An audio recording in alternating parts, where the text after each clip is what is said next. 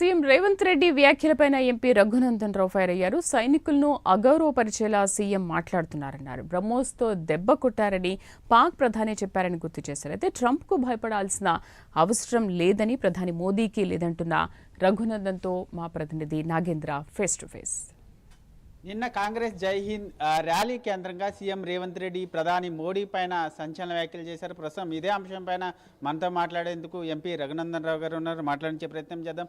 Sir చెప్పండి, రోజు రోజుకు సైనికుల త్యాగాలను అదేవిధంగా సైనికులను అగౌరవపరిచే విధంగా కాంగ్రెస్ నాయకుల వ్యాఖ్యలు ఉంటున్నాయి. ఏ విధంగా చూడాలి? ఎందుకంటే నిన్న సీఎం రేవంత్ రెడ్డి మాట్లాడుతూ మోడీ ట్రంప్కి భయపడే యుద్ధాన్ని ఆపేశాడనేటటువంటి వ్యాఖ్యలు చేశాడు. అసలు ట్రంప్కి భయపడాల్సినటువంటి అవసరం ఉందా మోడీకి? సో భారత ప్రధానిగా నరేంద్ర మోడీ గారు ఈ దేశ ఖ్యాతిని విశ్వవిఖ్యాతంగా చేసినటువంటి మాట జగద్విదితమైనటువంటి మాట.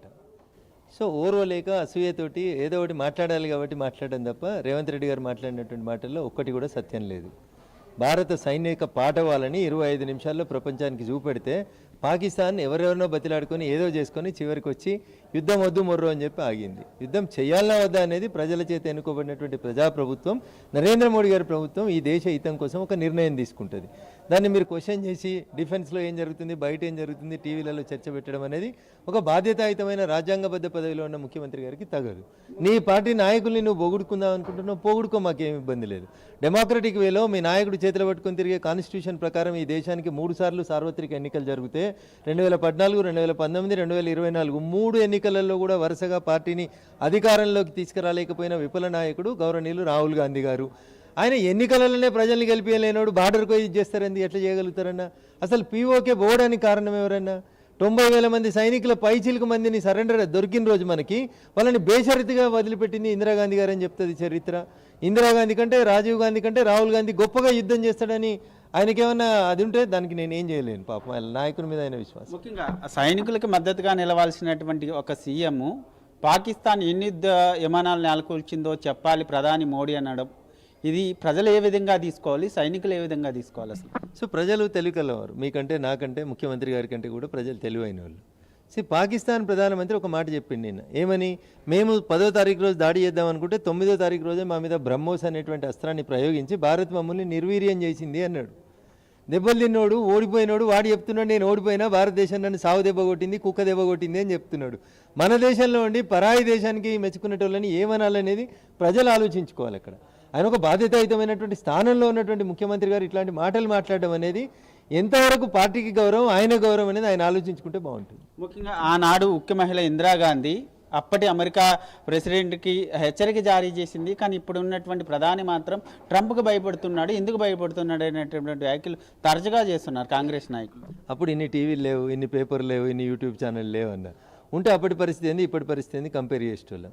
ఈరోజు నరేంద్ర మోడీ గారు తీసుకున్న నిర్ణయం ఈ దేశ హితం కోసం, ఈ దేశ సైన్యం కోసం, జమ్మూ కాశ్మీర్ బాగు కోసం తీసుకున్నటువంటి నిర్ణయం. ఒకవేళ పీఓకేని మేమైతే తెచ్చేటోళ్ళం. ఈ దేశంలో ఎక్కువ సంవత్సరాలు ఎవరు అధికారంలో ఉన్నారన్న? మీరే చెప్పారు కదా, 3 సార్లు ప్రధానమంత్రులు అయినారు కదా మీ నాయకులు. మరి పీఓకేని ఎందుకు ఆ రోజు తీసుకురాలేకపోయారు, భారతదేశంలో ఎందుకు కలపలేకపోయినారు? కాబట్టి ఇది అర్థరహితమైనటువంటి వాదన. పీఓకే భారతదేశంలో అంతర్భాగం అవుతుంది. పీఓకే మీదనే చర్చలు జరిగినా జరుగుతాయి, ఇంకేం జరిగినా పీఓకే మీదనే జరుగుతాయి. అది నరేంద్ర మోడీ గారి నాయకత్వంలోనే భారతదేశం లోపలికి పీఓకే వస్తుంది తప్ప ఇంకెవరితో సాధ్యం కాదు. ముఖ్యంగా ప్రధాని చెల్లని రూపాయి రాహుల్ గాంధీని ప్రధాని చేస్తే పాకిస్తాన్ని అటు చైనా రెండింటిని ఓడిస్తామని చెప్తున్నారు. రేవంత్ రెడ్డి గారు కొంచెం అక్కడ ఏదో పొరపాటు పడ్డట్టున్నారు. యుద్ధం చేయాలంటే ప్రధానమంత్రి కావాల్సినటువంటి అవసరం లేదు. తుపాకిస్తాన్ బార్డర్ మీదకి బొమ్మని చెప్పుండ్రి, ఏ బెటాలియన్లో చేరుతారో అడుగుండ్రి. రేవంత్ రెడ్డి గారిని కూడా రాహుల్ గాంధీకి సపోర్ట్గా బొమ్మన్నారు, అక్కడ యుద్ధం చేయమన్నారు, బార్డర్ని గెలువమన్నారు. వెల్కమ్. నిన్న తాజాగా రాజ్నాథ్ సింగ్ మాట్లాడుతూ పీఓకే ప్రజలంతా కూడా ఇండియాలో కలవబోతున్నారు అనేటటువంటి వ్యాఖ్యలు చేశారు. కొన్ని విషయాల్ని వారు బాధ్యత గల రక్షణ శాఖ మంత్రి వారు మాట్లాడినరు. నేను ఒక కార్యకర్తని భారతీయ జనతా పార్టీలో, ఒక మెంబర్ ఆఫ్ పార్లమెంట్ని. నాకు అంత విషయాల పట్ల నేను మాట్లాడడం అనేది సరైనది అనేది నేను అనుకోవట్లేదు. Let defence minister speak, what ever ఈ స్పీక్స్ ఈజ్ కరెక్ట్. సార్ ఫైనల్గా ఒకవైపు బీజేపీ దేశవ్యాప్తంగా తిరంగ ర్యాలీలు చేస్తుంది, మరొకవైపు కాంగ్రెస్ పార్టీ జై హింద్ పేరుతో మద్దతుగా సైనికులకి ర్యాలీలు నిర్వహిస్తుంది. ముఖ్యంగా అదే ర్యాలీల కేంద్రంగా సైనికుల్ని అవమానపరచడం ఏ విధంగా తీసుకోవాలి? కాంగ్రెస్ పార్టీ దేశంలో ఎక్కడ జై హింద్ ర్యాలీ తీసినట్టు నేను చూడలేదన్న. నిన్న ఒక దగ్గర అధికారంలో ఉన్నారు కాబట్టి ఏదో అధికారం ప్రజలలో విశ్వాసం కోల్పోతున్నాం కాబట్టి ఏదో చేయాలని చేసినట్టు కనబడ్డది తప్ప వాళ్ళు ఆల్ ఇండియా నుంచి ఎవరో ఇన్ఛార్జి రాష్ట్రానికి వచ్చినారు వారి కోసం చేసినట్టు కనబడుతుంది తప్ప కాంగ్రెస్ పార్టీ అన్ని రాష్ట్రాల్లో జై హింద్ ర్యాలీ చేసినట్టయితే నేను ఎక్కడ చూడలేదన్నది. Thank you.